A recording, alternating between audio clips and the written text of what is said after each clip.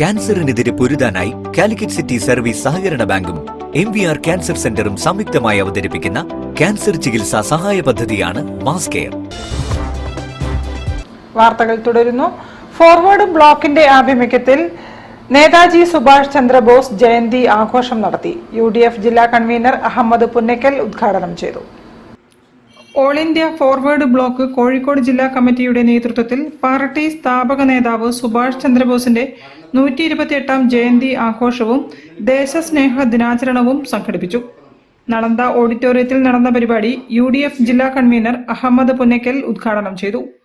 അന്നത്തെ കോൺഗ്രസിന്റെ നയങ്ങൾക്ക് വിരുദ്ധമായി രണ്ട് പ്രധാന രാഷ്ട്രീയ മൂവ്മെന്റുകൾ അദ്ദേഹം ഒന്ന് ഐഎൻഎ, അത് വലിയ സംഭവമാണ്.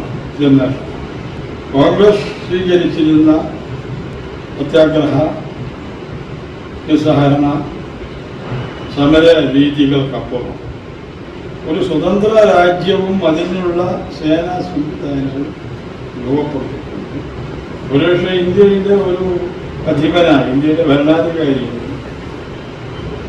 അദ്ദേഹം ലോക രാഷ്ട്രീയത്തിൽ ഇടപെടുകയാണ്.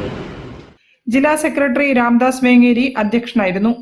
ഇന്ന് രാജ്യം മുഴുവൻ നേതാജി സുഭാഷ് ചന്ദ്രബോസിന്റെ ജയന്തി ആഘോഷം വിപുലമായ പരിപാടികൾ നടക്കുകയാണ്.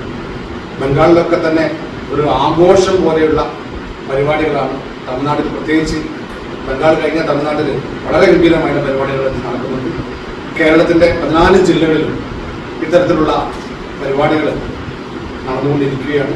TM സത്യജിത്ത് പണിക്കർ, ഗണേഷ് കാക്കൂർ, സംഗീത് ചേവായൂർ, M വിനയൻ, റാണി ജോയ്, MV വൈശാഖ്, റഫീഖ് പൂക്കാട്, തങ്കം പറമ്പിൽ എന്നിവരും സംസാരിച്ചു. News bureau, Kozhikode. Sunni management association ജില്ലാ സമ്മേളനം ജനുവരി 30 പേരാമ്പ്രയിൽ നടക്കും.